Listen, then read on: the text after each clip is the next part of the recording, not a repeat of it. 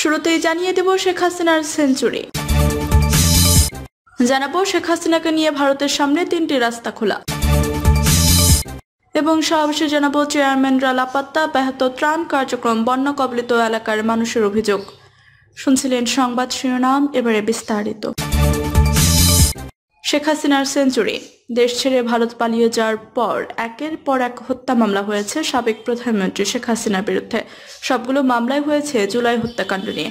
কোটা সংস্কার আন্দোলন থেকে ছাত্র জনতার গণ অভ্যুত্থানের পতন হয় হাসিনার।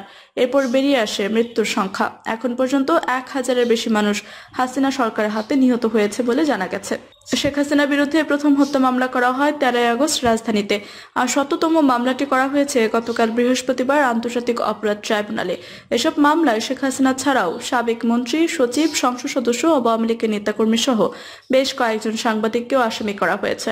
শেখ হাসিনার বিরুদ্ধে করা হত্যা মামলাগুলোর তথ্য বিশ্লেষণে দেখা যায়, গণহত্যার অভিযোগে 8টি মামলা আন্তর্জাতিক অপরাধ ট্রাইব্যুনালে তদন্ত সংস্থায় জমা পড়েছে, আর 94টি মামলা করা হয়েছে দেশের বিভিন্ন থানায়। সব মিলিয়ে শেখ হাসিনার বিরুদ্ধে এ পর্যন্ত 101টি হত্যা মামলা করার তথ্য পাওয়া গেছে। এছাড়া অপহরণ করে গুমের অভিযোগেও একটি মামলা করা হয়েছে তার বিরুদ্ধে। আন্তর্জাতিক অপরাধ ট্রাইব্যুনালে গতকাল শেখ হাসিনার বিরুদ্ধে গণহত্যা ও মানবতা বিরোধী অপরাধের অভিযোগ আনা হয়েছে। বৈষম্য বিরোধী ছাত্র আন্দোলনকে কেন্দ্র করে 5 আগস্ট রাজধানীর শ্যামলীর রিং রোডে নিহত হয় মিরপুরের বিসিআইসি কলেজের শিক্ষার্থী নাসিফ হাসান। তার বাবা গোলাম রাজ্জাকের পক্ষে সুপ্রিম কোর্টের আইনজীবী কাজী MH তামিম গতকাল অভিযোগটি করেন। শেখ হাসিনাকে নিয়ে ভারতের সামনে 3টি রাস্তা খোলা। ছাত্র জনতার গণ অভ্যুত্থানে পদত্যাগ করে দেশ ছেড়েছেন সাবেক প্রধানমন্ত্রী শেখ হাসিনা ও তার বোন শেখ রেহানা।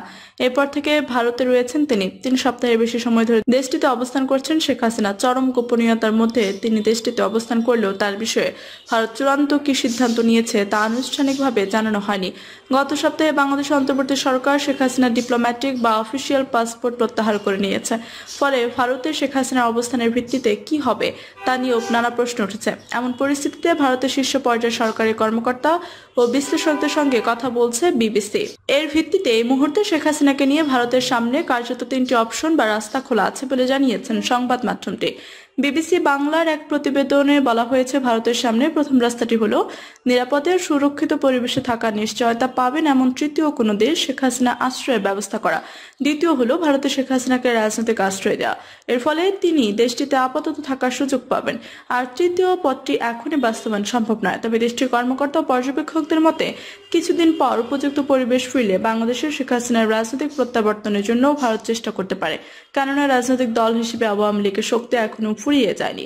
প্রতিবেদনে বলা হয়েছে, প্রথম পথটি ভারতের কাছে সেরা অপশন, তা নিয়ে অবশ্য কূটনৈতিক বা থিঙ্ক ট্যাঙ্ক মহলে কোনো সন্দেহ নেই, কারণ শেখ হাসিনা ভারত থেকে গেলে আগামীতে দিল্লি ঢাকা সম্পর্কে বিরূপ প্রভাব পড়তে পারে। বাংলাদেশের পক্ষ থেকে শেখ হাসিনাকে ভারত বাংলাদেশের প্রত্যর্পণ চুক্তির আওতায় হস্তান্তরের অনুরোধ আসলে তা কোনো না কোনো যুক্তিতে ভারত খারিজ করে দেবে, তা নিশ্চিতভাবে বলা যায়। শেখ হাসিনাকে বিচারের জন্য বাংলাদেশের হাতে তুলে দেওয়াটা পর্যবেক্ষকরা কোনো বাস্তবসম্মত অপশন বলে মনে করছেন না। ভারত সরকারের পক্ষ থেকে সবশেষ জানানো হয়েছে যে শেখ হাসিনা এবার ভারতে আসার বিষয়টি ছিল সাময়িক। গত 6 আগস্ট ভারতের পররাষ্ট্রমন্ত্রী এস জয়শঙ্কর দেশটির পার্লামেন্টে বাংলাদেশ পরিস্থিতি নিয়ে বিবৃতিতে প্রসঙ্গে ফর দ্য মোমেন্ট কথাটা ব্যবহার করেছিলেন। এরপর থেকে এ বিষয়ে কোনো বক্তব্য আসেনি, কেননা শেখ হাসিনাকে নিরাপদ কোনো তৃতীয় দেশে পাঠানোর চেষ্টা এখনো পুরো দস্তর অব্যাহত আছে। তবে সেটি সফল না হলে দিল্লিও তাকে রাজনৈতিক আশ্রয় দিয়ে যতদিন খুশি ভারতে রাখতে কোনো দ্বিধা করবে না। দেশটির পররাষ্ট্র মন্ত্রণালয়ে একজন শীর্ষস্থানীয় কর্মকর্তা বলেন, we are hoping for the best, preparing for the West. অর্থাৎ ভারত এখনো আশা করছে শেখ হাসিনার ক্ষেত্রে সবচেয়ে ভালোটাই ঘটবে, কিন্তু কোনো কারণে সেটি সম্ভব না হলে সবচেয়ে খারাপটার জন্য দিল্লি প্রস্তুত থাকবে। বিবিসির প্রতিবেদনে বলা হয়েছে, শেখ হাসিনা যুক্তরাজ্যে যাওয়ার প্রস্তাব প্রথমে বাধাপ্রাপ্ত হওয়ার পর সংযুক্ত আরব আমিরাত, সৌদি আরব ও ইউরোপের 2-1টি দেশের সঙ্গে ভারত বিষয়টি নিয়ে আলোচনা করেছিল। তবে আলোচনায় তেমন কোনো অগ্রগতি হয়নি। বর্তমানে মধ্যপ্রাচ্যের প্রভাবশালী দেশ কাতারের সঙ্গেও শেখ হাসিনাকে আশ্রয় দেওয়ার ব্যাপারে ভারত কথাবার্তা শুরু করেছে বলে জানা যাচ্ছে। প্রশ্ন উঠেছে, তৃতীয় কোনো দেশ শেখ হাসিনাকে আশ্রয় দিলেও কোন পাসপোর্টে তিনি দিল্লি থেকে সেখানে সফর করবেন? এ বিষয়ে ঢাকায় নিযুক্ত ভারতের সাবেক হাই কমিশনার রিভা গাঙ্গুলি দাস বলেন, এটি বড় কোনো সমস্যা নয়। বাংলাদেশ সরকার যদি তার পাসপোর্ট বাতিলও দেয়, তারপরও ভারত সরকার ইস্যু করা ট্রাভেল পারমিট দিয়ে তিনি অনায়াসে তৃতীয় দেশে যেতে পারবেন। উদাহরণ হিসেবে তিনি বলেন, যেমন ধরুন ভারত এরকম হাজার হাজার তিব্বতী শরণার্থী রয়েছে যারা জীবনে কখনো ভারতে পাসপোর্ট নেননি। এসব লোকদের ক্ষেত্রে ভারত একটি ট্রাভেল ডকুমেন্ট ইস্যু করে থাকে, সেটি দিয়ে তারা পৃথিবী চষে বেড়াতে পারেন। রাজনৈতিক আশ্রয় একান্ত প্রয়োজনে ভারত শেখ হাসিনাকে রাজনৈতিক আশ্রয় দিয়ে রেখে দিতে হলেও সেটি করতে তারা দ্বিধা করবে না বলে এখন ইঙ্গিত পাওয়া যাচ্ছে। ভারতে এর আগে তিব্বতের ধর্মগুরু দালাই লামা, নেপালের রাজা ত্রিভুবন বীর বিক্রম শাহ এবং আফগান প্রেসিডেন্ট মোহাম্মদ নাজিবুল্লাহর মতো অনেক রাজনৈতিক আশ্রয় পেয়েছে। এমনকি 1975 সালে শেখ হাসিনা নিজেও সপরিবার ভারতের আত্মীয়তা পেয়েছিলেন।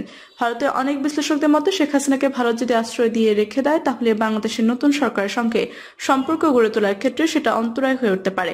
ভারতের সরকারের শীর্ষ নীতি নির্ধারক পর্যায়ে একটা প্রভাবশালী মহলের বিশ্বাস, বাংলাদেশের রাজনৈতিক ল্যান্ডস্কেপে শেখ হাসিনা মোটেই চিরতরে ফুরিয়ে যাননি। ফলে উপযুক্ত পরিবেশ আর সময় আসলে তার রাজনৈতিক পুনর্বাসনে ভারতের উচিত হবে তাকে সাহায্য করা। এ ধারায় বিশ্বাসী এমন এক কর্মকর্তা বিবিসিকে বলেন, মনে রাখতে হবে শেখ হাসিনা অন্তত তিনবার বাংলাদেশের রাজনীতিতে দুর্দর্শ কামব্যাক করেছে। এগুলো হলো 1981, 1996 আর 2008 সালে। এই তিনবারই অনেকে ভেবেছিলেন তার পক্ষে হয়তো ঘুরে দাঁড়ানো সম্ভব না, কিন্তু প্রতিবারই তিনি তাদের ভুল প্রমাণ করেছেন। চেয়ারম্যানরা লাপাত্তা, ব্যাহত ত্রাণ কার্যক্রম, বন্যা কবলিত এলাকার মানুষের অভিযোগ।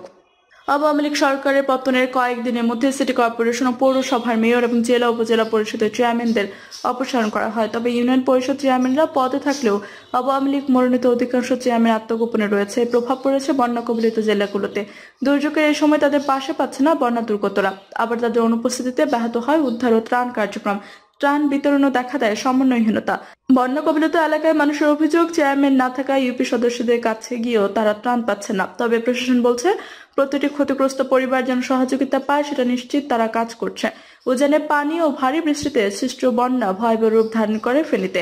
এক সপ্তাহের বেশি সময়ে জেলার 6 উপজেলায় প্রায় 10 লাখ মানুষ পানিবন্দী হয়ে পড়ে। এ সময় চরম খাদ্য সংকট মোকাবেলায় সরকারি বেসরকারি উদ্যোগে পর্যাপ্ত ত্রাণ সরবরাহ করা হলেও সমন্বয়হীনতার কারণে দুর্গম বিভিন্ন এলাকায় ত্রাণ পৌঁছানো সম্ভব হয়নি। স্থানীয় প্রশাসনের সমন্বয় না করে অনেক সংগঠন ত্রাণ বিতরণ করার সঠিক বন্টন হচ্ছে না দাবি অনেকের। জেলা প্রশাসন বলছে চাহিদা অনুযায়ী এলাকা ভিত্তিক সুষ্ঠুভাবে ত্রাণ বিতরণের জন্য বেসরকারিভাবে আগ্রহী ব্যক্তিদের সুনির্দিষ্ট সংগঠনের মাধ্যমে ত্রাণ বিতরণের বিষয়ে জেলা প্রশাসনকে জানাতে বলা হয়েছে। কিন্তু বিভিন্ন সংগঠন নিজ উদ্যোগে ত্রাণ বিতরণ করছে। পরশুরাম উপজেলার চারিগ্রাম এলাকার বাসিন্দা রাজু আহমেদ বলেন, বন্যার পানিতে ঘরবাড়ি ডুবে গেলে 21 আগস্ট থেকে পাশের এক প্রতিবেশী 3 তলা ভবনের ছাদে আশ্রয় নিয়েছে। 3 দিন মাত্র একটি সংগঠন থেকে শুকনো খাবার পেয়েছে, সেই খাবার খেয়ে কোনো রকম বেঁচেছিলাম। একই গ্রামের ষাটঊর্ধ্ব শাহানা বেগম বলেন, লোকজন বলা বলি করছে সরকারি বেসরকারি অনেক ত্রাণ আসছে, আমরা তো সেই ত্রাণ চোখেও দেখলাম না। 23 আগস্ট বিকেলে কয়েকজন জেলে নৌকা করে এসে 1 প্যাকেট শুকনো খাবার দিয়ে গেছিল। এই 2 দিন পর আমাদের এলাকায় কয়েকজন এসে একটা শাড়ি দিয়ে গেছে। ফেনী সদর উপজেলা পরিষদ সংলগ্ন সুলতানপুর গ্রামের বাসিন্দা আব্দুল কাদের বলেন, চোখের সামনে দিয়ে কত ত্রাণের গাড়ি যেতে দেখছি, যাদের কাছে হাত পেতেছি তারা বলছে এগুলো পরশুরাম ফুলগাছি এলাকায় নেওয়া হচ্ছে। বর্ণাতুদের জন্য এত ত্রাণ এসেছে, অথচ শহরের অনেকে ত্রাণ পায়নি। সমন্বয় করে ত্রাণ বিতরণ করা হলে বৈষম্য হতো না। জেলা প্রশাসক মোসাম্মদ শাহিনা আক্তার বলেন, ত্রাণ সামগ্রীর বিতরণ অব্যাহত রয়েছে। যার ব্যক্তি উদ্যোগে ত্রাণ বিতরণ করছে তাদের প্রশাসনের সঙ্গে সমন্বয় করে বিতরণের অনুরোধ করছে। লক্ষ্মীপুরে 58টি ইউনিয়নের বেশিরভাগ চেয়ারম্যান লাপাত্তা, ফলে বন্যায় ত্রাণ বিতরণ কার্যক্রম ব্যাহত হচ্ছে। অনেকে অভিযোগ করছেন তারা ত্রাণ পাচ্ছেন না। সদর উপজেলার লাহারকান্দির বাসিন্দা মুস্তফা জানান, চেয়ারম্যান না থাকায় স্থানীয় মেম্বারের কাছে কয়েকদিন গিয়েছে, কিন্তু কোনো চাল ও কোনো ত্রাণ পায়নি। পানি দিয়ে যেতে অনেক কষ্ট হয়েছে, কিন্তু খালি হাতে ফিরতে হয়েছে। তার মতো একই চিত্র জেলা বন্যা কবলিত অনেক মানুষের। তবে সদর উপজেলা নির্বাহী কর্মকর্তা মোহাম্মদ আরিফুর রহমান বলেন, প্রতিনিধিদের অনুপস্থিতিতে ত্রাণ কার্যক্রমে কোনো অসুবিধা হচ্ছে না। প্রতিটি ক্ষতিগ্রস্ত পরিবার যেন সহযোগিতা পায় সেটা নিশ্চিতে তারা কাজ করছেন। জেলা ত্রাণ ও পুনর্বাসন কর্মকর্তা জানান, বন্যায় ক্ষতিগ্রস্তদের জন্য 789 টন চাল এবং 20,70,000 টাকা বরাদ্দ দেওয়া হয়েছে। যদি কোনো অনিয়ম হয়ে থাকে অভিযোগ পেলে আইনগত ব্যবস্থা নেওয়া হবে। এদিকে জেলার বন্যা কবলিত এলাকা থেকে পানি নামতে শুরু করলেও পরিস্থিতি তেমন উন্নতি নেই। এখনো পানিবন্দী কয়েক লাখ মানুষ। সরেজমিনে দেখা গেছে বিভিন্ন সড়ক থেকে পানি কিছুটা নামলেও এখনো বাসাবাড়ি তলিয়ে রয়েছে। ত্রাণ বিতরণের সমন্বয়হীনতার চিত্র ফুটে উঠেছে কুমিল্লার গুমতি বেড়িবাঁধের পালপাড়া এলাকার সড়কের উপর আশ্রয় নেওয়া মনো রবির দাসের কথায়। তিনি জানান, গত 8 দিনে কোনো সরকারি ত্রাণ পাননি। এলাকার কোনো মেম্বার ও চেয়ারম্যান আসেনি। যুবকেরা কিছু শুকনো খাবার দিয়ে গেছেন, তা খাচ্ছেন। তিনি বলেন, চিরা মুড়ি খেতে আর ভালো লাগে না। একই বাঁধে আশ্রয় নেওয়া মনোয়ারা বেগম বলেন, কতদিন ভাত খায় না, প্রতিবেলা কেক, পাউরুটি, চিরা মুড়ি খেতে হচ্ছে। পানি নামতে শুরু করেছে। আশা করি বাড়িতে গিয়ে রান্না করব। সরকার থেকে আমাদের কিছু চাউল ডাউলের ব্যবস্থা করে দিন। প্রিয় দর্শক, এই ছিল এখনকার মতো সর্বশেষ সংবাদ। আর সব সংবাদ পেতে চ্যানেল সাবস্ক্রাইব করে পাশে থেকে বেল বাটনটি ক্লিক করে রাখুন। ধন্যবাদ সবাইকে এতক্ষণ সাথে থাকার জন্য।